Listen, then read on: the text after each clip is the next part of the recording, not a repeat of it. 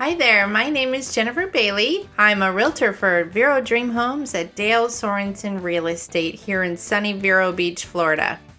So you want to know a little bit more about our sea turtles, especially those that nest here in our area of Florida? Well, stay tuned. I'm going to be sharing with you some cool stuff about our turtles and how you can see one yourself.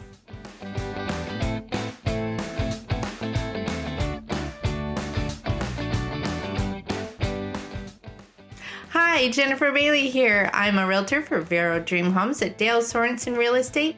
On this channel, I share with you loads of area info, fun things to do here, real estate tips, and more. Be sure to click on that subscribe, like, and follow button. It really does help me with keeping these videos going. Today, I am talking all about our beloved sea turtles. Did you know that the east coast of Florida is home to the largest nesting spots in the world for loggerhead and green turtles? Something special about our coast makes this one of the best places in the world to have their babies, and I tend to feel the same about that. Most often we will see loggerhead and green turtles, leatherback too, although these giant turtles are seen less often. Kemp Ridleys nest during the day and are the rarest and smallest of the sea turtles. The hawksbill used to nest in Florida but have been hunted to near extinction and now are very rarely seen. What do they eat? Loggerhead snacks on clams, crabs, and other hard-shelled invertebrates. The leatherback feed on mostly jellyfish. Green turtles are the only sea turtles that eat plants. They graze on the vast beds of seagrasses found throughout the tropics. Kemp Ridleys like crab and shrimp mostly. Hawksbills, they like to eat sponges and other invertebrates. Other fun turtle facts: only the females come back on land to build their nest after laying their eggs, and they never return to tend to the nest again.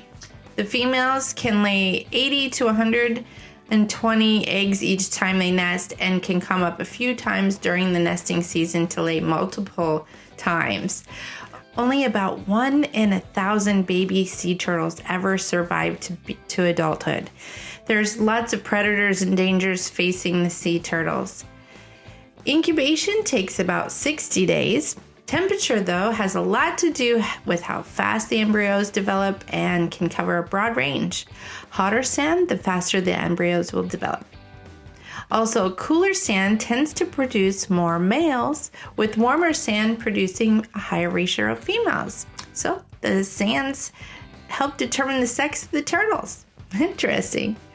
Leatherback turtles can get huge, around 8 feet long and weigh up to 1,800 pounds just from eating jellyfish.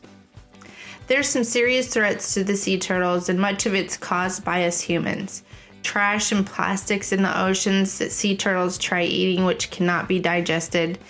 Things like plastic grocery bags and bunches of balloons, which make their way to the ocean and they look like jellyfish. Development on the beaches that encroach on their nesting sites, improperly done beach renourishment projects, lighting on the beaches during nesting season, and worst of all, in my opinion, poaching. Sea turtles are used to make combs, jewelry, cosmetics, and some places even use them as a food delicacy. Here in Florida, we have several rules about no visible lighting on the beaches. Our beaches are relatively clean, but we could always use your help picking up trash. Make sure that you always move your beach chairs and trash off the beaches so that the mother turtles can get to good nesting spots.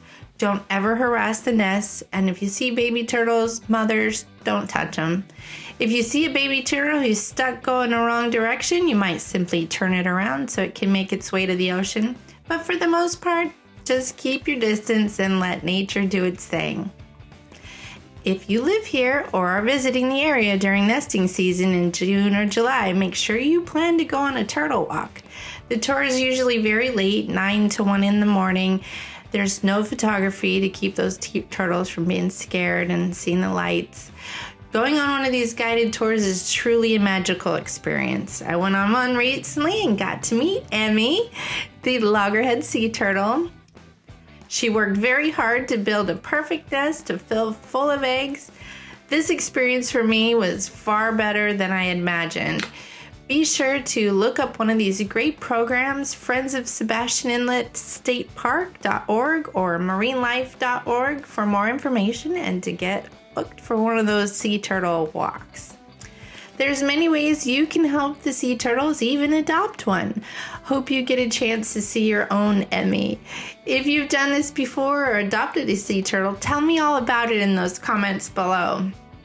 I want to thank every one of you for watching this video about our Florida sea turtles. If you enjoyed this one, you'll probably like the one where I talk about places you can bring your doggies. Don't forget to like and subscribe to my video channel so you can get notices each time I make a new video for you to enjoy. Thanks for watching. We'll see you next time.